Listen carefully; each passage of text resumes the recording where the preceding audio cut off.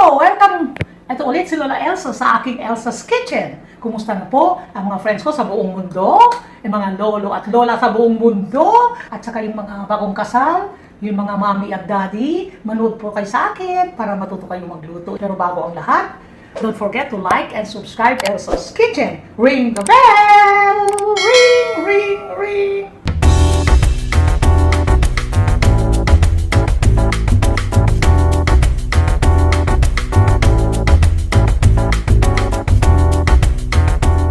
Ang aking po lulutuin ngayon ay honey garlic pork chop. Ito po ang pork chop. Tatlo, makakapal. Kasi, tatlo lang naman kami, tig-isa kami. Yehey! Tapos, ang gagawin natin dito sa pork chop, ito po yung kanyang mga condiments. Mamaya ilalagay natin itong kwan. May asin, may powder na garlic, mayroong ground pepper, meron tayong apple cider vinegar, meron tayong honey, meron tayong rice wine, and then this is the extra virgin olive oil, tsaka may butter. Tapos meron tayo dito para sa sauté, garlic. We have our onion. Meron tayo pang garnish mamaya, itong parsley and spring onion. Ang una natin gagawin, ito, hiwain muna natin yung mga tabi-tabi. Kasi ewan ko ba dito sa pork chop na to kung bakit kumukulong to kapag piniprito mo na. Ayoko ng ganun. Gusto ko kung ano yung lapad niya, yun pa rin siya. Pero kaya kailangan natin ng kwan. Iyan. Yan. Dito muna siya. Isa-isahin natin. Ganyan. Plat-plat natin ha. Plat, plat, plat. Plat, plat, plat. Ayan. Kapal na portion. So here is our pork chop now. It's already pounded into thin. We really need to pound it because it is thick. And then, what we'll do now, we'll put a little salt, fine salt. We need the fine salt here. And garlic powder. And we have here pepper. Ground pepper, and then season. Put it upside down. Season the back. Season on the other side. A little salt again. A little garlic powder again. And a little ground pepper again. So this is ready for frying now. Nice. I have here the butter. We'll be needing 1 tablespoon butter, around 4 tablespoons of oil, vegetable oil, so that we can fry the pork chop.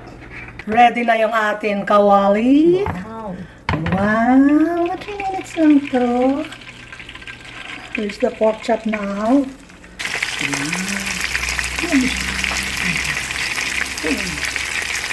Ang una natin pork chop, luto na. Ito, the second one.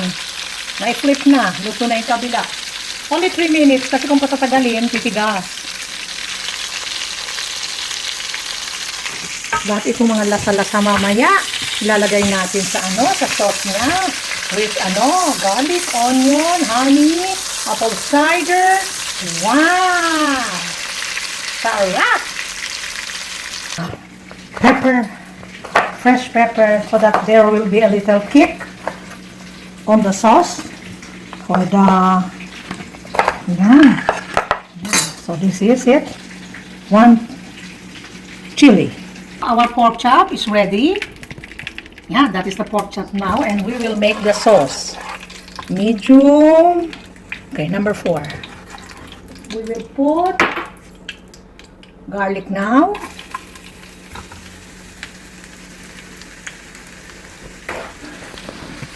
Garlic.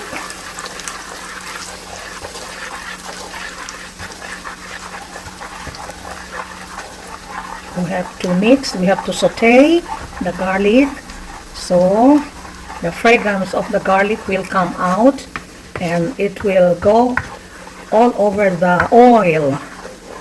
And I already scraped all the bits here, the brown bits here.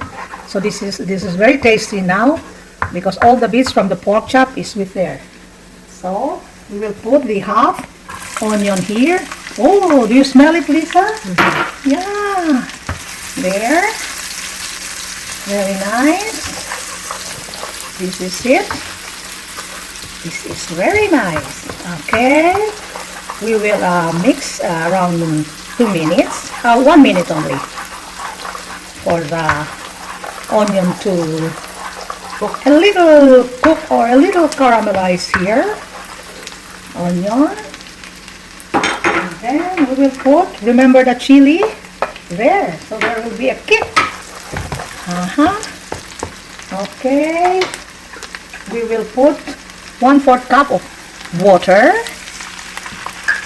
And this is 1/4 cup of honey.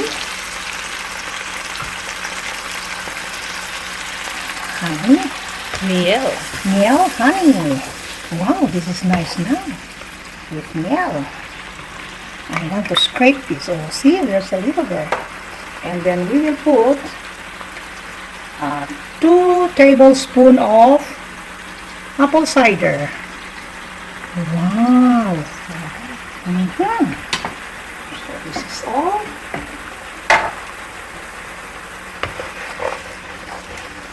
Wow. Smells good. So we will put back the pork chop there. Yeah. But I think we need to add a little salt.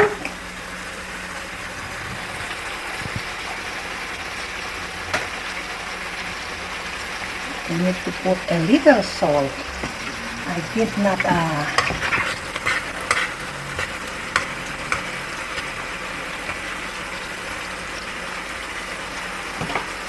that's it. Some more. So that's it. Our pork chop is already cooked and done. Nice and easy. That's it. It's already cooked. We'll put now this food in the plate. Yung pork chop na ginawa. Oh, napakaganda po. Ayan na. Napakasarap. Ilagay po natin ang kanyang sauce. Wow! Elsa's Kitchen.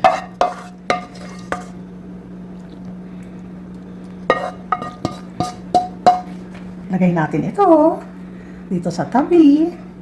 And we have here our spring onions. Konti lang. See?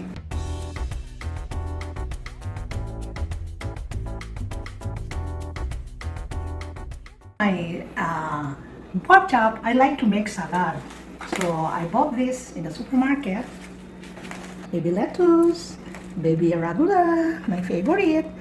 And then we'll put grape baby tomato. Grape tomato. I like that. When I was a little girl, I eat ripe tomato. Very plenty a day. When my grandmother goes to the market, oh, I sit in our dining table and finish all the ripe tomato. So that's it. But now, so here, we will shave Parmesan cheese later on. And then, I like to put a little so that there will be a taste there. This is where we saute the pork chop. So I like the taste of the pan here. And then One salad. I will make 1 salad. This is carrots and one half cup carrots and 1/2 cup julienne carrots and 1/2 cup of red Pepper. bell pepper. We will put a little salt and this oil, 1 extra olive virgin oil for the dressing. And then honey, salt and pepper, that's it. Salt and pepper.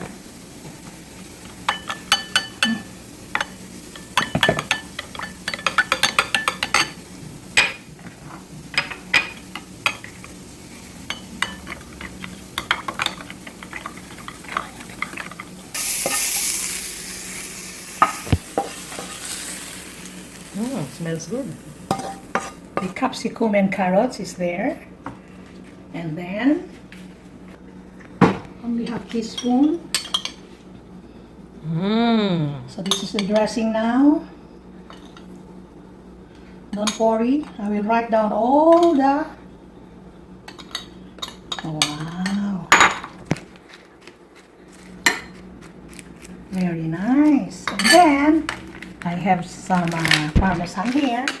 So we will shade parmesan. Wow.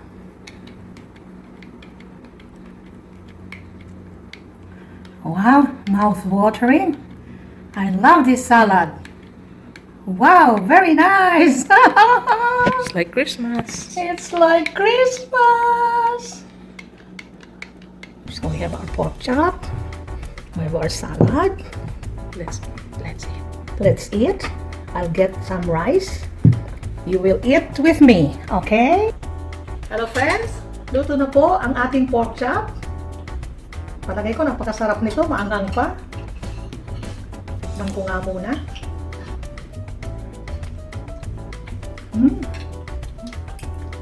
Ang sarap niya. Ang sarap niya. Pwede bang kahingi ng ano? Isang kutsara na dyan, kukuha ako ng sauce. Tikman ko. Mukhang napakasarap.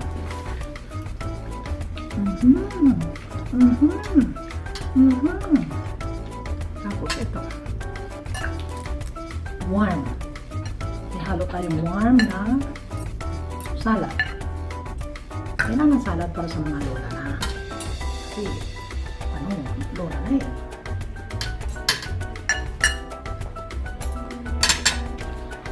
Bagay sila sa salad. At ito po, konting rice, bagay sila sa rice. Masarap! Lahat masarap! See you my next dish. Malapit na magpasko. Pwede po kayo mag-request sa akin kung anong gusto nyo lutuin natin sa Pasko. Gawin nyo yun. Magbibigay ako ng premyo. Kung sino ang mag-request ng masarap na pagkain na lulutuin ko sa Pasko. Huwag lang turkey, huwag lang lechon. Everyday naluluto ko ganyan. Okay? Yung pinakamaraming request sa ganun menu, kakatanggap sa akin ng premyo, ipadadala ko. Yay! So, till my next dish,